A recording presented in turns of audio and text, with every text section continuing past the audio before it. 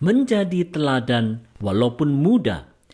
Refleksi pagi 1829. Bagaimana pandangan Rasul Paulus tentang anak rohaninya, Timotius, yang menemaninya di tahanan kota Roma?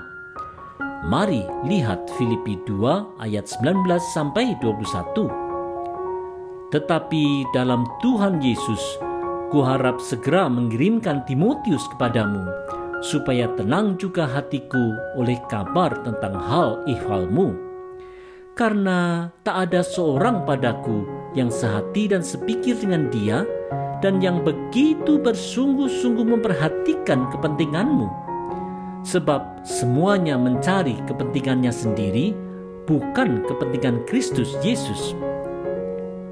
Saudara-saudara, walaupun Timotius masih muda, tetapi ia sehati sepikir dengan Rasul Paulus, pembimbing rohaninya.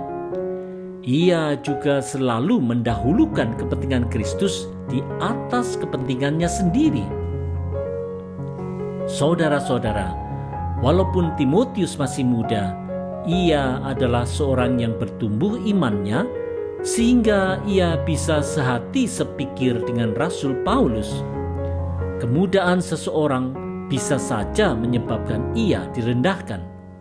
Itulah yang dialami oleh Timotius, sehingga di 1 Timotius 4 ayat 12, Rasul Paulus perlu memberi nasihatnya.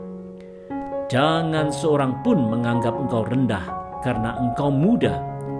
Jadilah teladan bagi orang-orang percaya dalam perkataanmu, dalam tingkah lakumu, dalam kasihmu, dalam kesetiaanmu, dan dalam kesucianmu.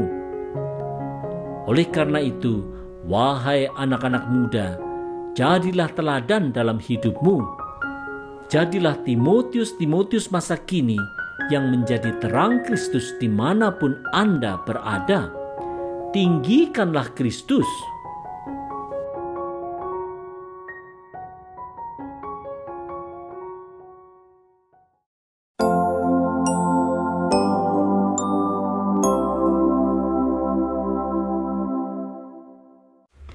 Kesaksian rekam jejak. Refleksi pagi 1830. Apa pandangan Rasul Paulus tentang Timotius, anak rohaninya, yang menyertainya di tahanan rumah di kota Roma? Mari lihat Filipi 2 ayat 22. Kamu tahu bahwa kesetiaannya telah teruji, dan bahwa ia telah menolong aku dalam pelayanan Injil sama seperti seorang anak menolong bapaknya.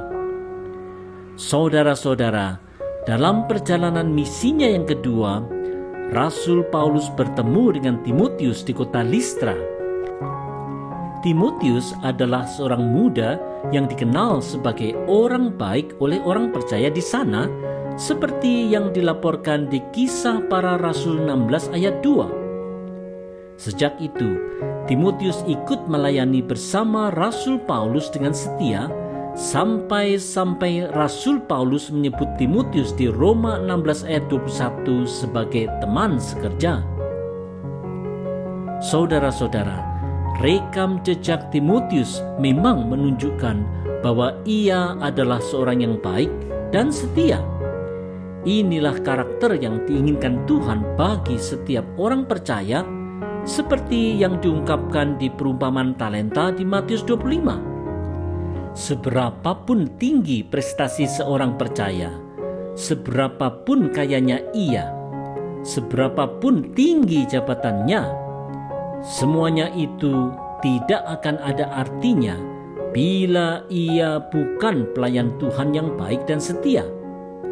Inilah panggilan kita semua dalam melakukan berbagai pekerjaan baik yang Tuhan telah persiapkan sebelumnya.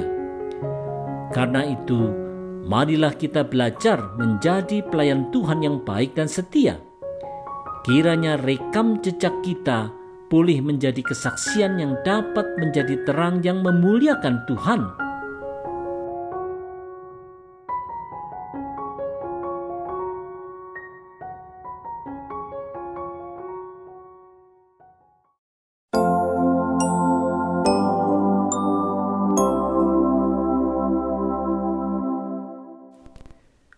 Berencana di dalam Tuhan. Refleksi pagi 1831. Apa yang Rasul Paulus inginkan untuk dirinya dan Timotius di Filipi 2 ayat 23 dan 24? Ini dia. Dialah yang kuharap untuk kukirimkan dengan segera, sesudah jelas bagiku bagaimana jalannya perkaraku. Tetapi dalam Tuhan aku percaya bahwa aku sendiri pun akan segera datang. Saudara-saudara, sebagai tahanan yang sedang menunggu untuk diadili oleh Kaisar Romawi, Rasul Paulus tidaklah jelas tentang jalan perkaranya. Meskipun demikian, di dalam Tuhan, ia tetaplah membuat perencanaan untuk Timotius dan dirinya. Tetap berencana di dalam iman di tengah ketidakpastian adalah hal yang tetap harus dilakukan. Hanya saja, hasil perencanaan tentulah bergantung kepada kehendak Tuhan semata. Saudara-saudara, seperti yang telah diteladankan Rasul Paulus, membuat perencanaan yang dilandaskan pada keyakinan iman pada Tuhan adalah hal yang harus kita lakukan. Inilah yang dinasihatkan Yakobus saudara Tuhan Yesus di Yakobus 4 ayat 15 yang haruslah diyakini oleh setiap orang percaya dalam berencana, yaitu jika Tuhan menghendakinya, kami akan hidup dan berbuat ini dan itu. Di dalam berencana, kita harus sadar juga seruan Yesaya 55 ayat 8. Sebab rancanganku bukanlah rancanganmu, dan jalanmu bukanlah jalanku. Demikianlah firman Tuhan. Karena itu, marilah kita meletakkan masa depan kita dalam tangan Tuhan. Tetaplah berencana, tetapi biarlah kehendak Tuhan saja yang jadi.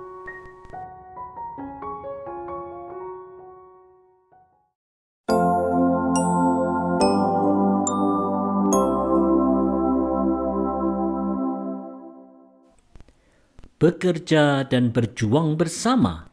Refleksi pagi 1832. Epafroditus adalah utusan jemaat Filipi untuk melayani Rasul Paulus di tahanan Roma. Bagaimana penghargaan Rasul Paulus terhadap pelayanan Epafroditus? Mari lihat Filipi 2 ayat 25. Sementara itu kuanggap perlu mengirimkan Epafroditus kepadamu, yaitu saudaraku dan teman sekerja, serta teman seperjuanganku, yang kamu utus untuk melayani aku dalam keperluanku. Saudara-saudara, pelayanan Epafroditus sangat dihargai oleh Rasul Paulus, sehingga Rasul Paulus menganggap Epafroditus sebagai seorang saudara, teman sekerja, dan teman seperjuangan. Sesama pelayan Tuhan memang seorang saudara di dalam Tuhan yang sama-sama bekerja dan berjuang untuk memberitakan Kristus melalui kata dan perbuatan. Saudara-saudara, di dalam pelayanan, orang percaya sering terhanyut di dalam kepentingan diri ataupun kepentingan kelompok semata yang justru menimbulkan perselisihan, bahkan permusuhan di antara sesama pelayan Tuhan.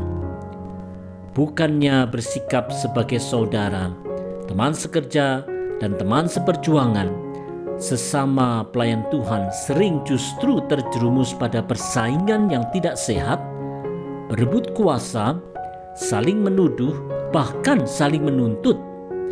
Ini tentu hal memalukan yang harus dihindari.